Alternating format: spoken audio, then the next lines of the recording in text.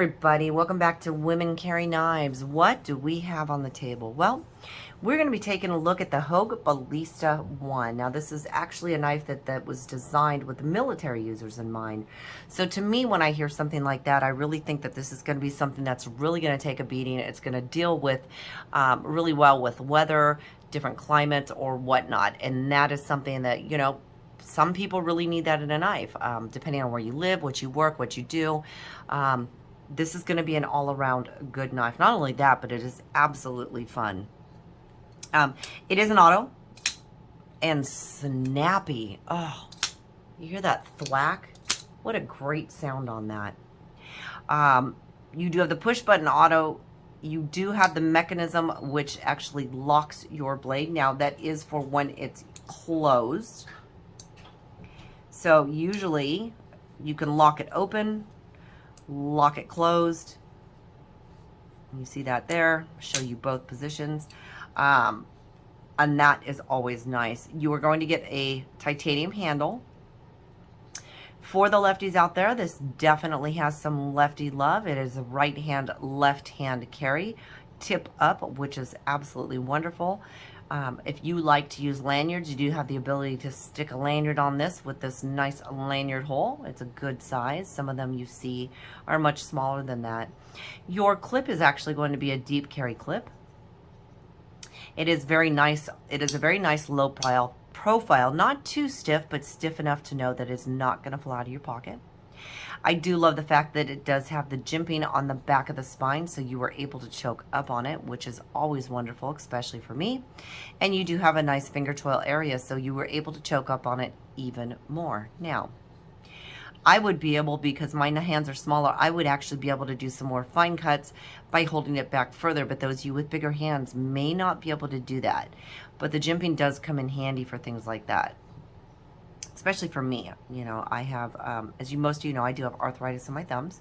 So there are days when it is much harder for me to hold it like this, and I would tend to still go ahead and hold it like this, more like I'm cutting up food like a chef knife. So it just really depends on what I'm doing with it.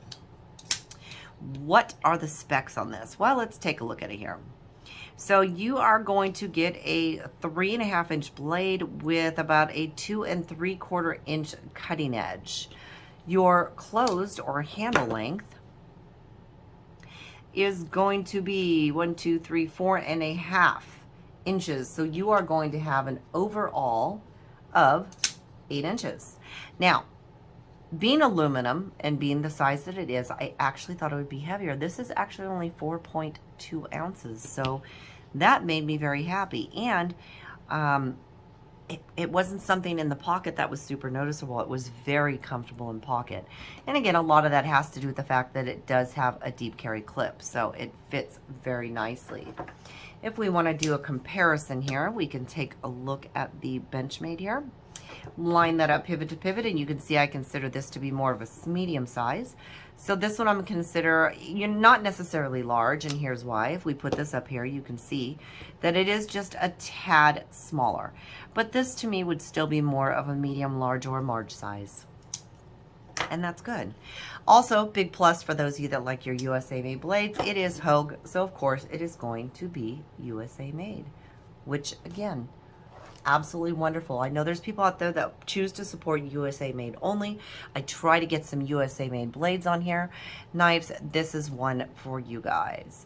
Wonderful. I have been a huge supporter of Hogue. I absolutely love their knives. Between myself and the Therapeutic Edge, I believe we have at least a dozen, if not more. I have some that I have picked up one version and have maybe 2 or 3 of that version. As they come out and they come out with one and they make another one and they change it a little bit. Maybe they're changing their scales. Maybe they're changing the size. Maybe they're, just making a little tiny bit different, doing little tweaks here and there that make it just a little bit better each time. And I tend to have each one of those going through time. So that is always really nice. I did have a Deca out here. So you can see this next to the Deca. We go pivot to pivot. So it is larger than the Deca. Of course, the Deca is a very light knife to begin with, in my opinion. This one Again, that is 4.2 ounces, so it's going to be just a tad bit heavier. But not anything that's going to feel out of place or not ride in your pocket well. So that's something to think about too. I'm absolutely loving it. I'm loving what they're doing. Are they going to come out with a Ballista too? That I don't know.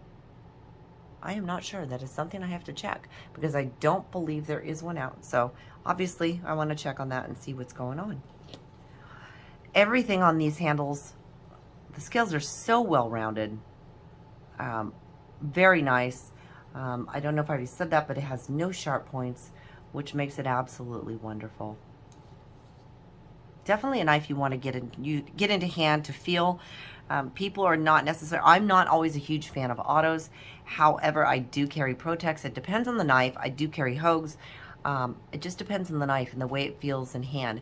You know, we are in California, so it's not necessarily legal to carry an auto.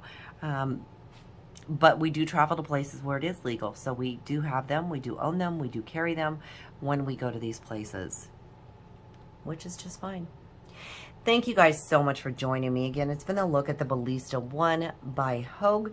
I will put a price point down in the description for you. And if you have any questions or comments, please feel free to leave it down in the comments section. You know, I love talking to you. Thank you so much for joining me. Until next time.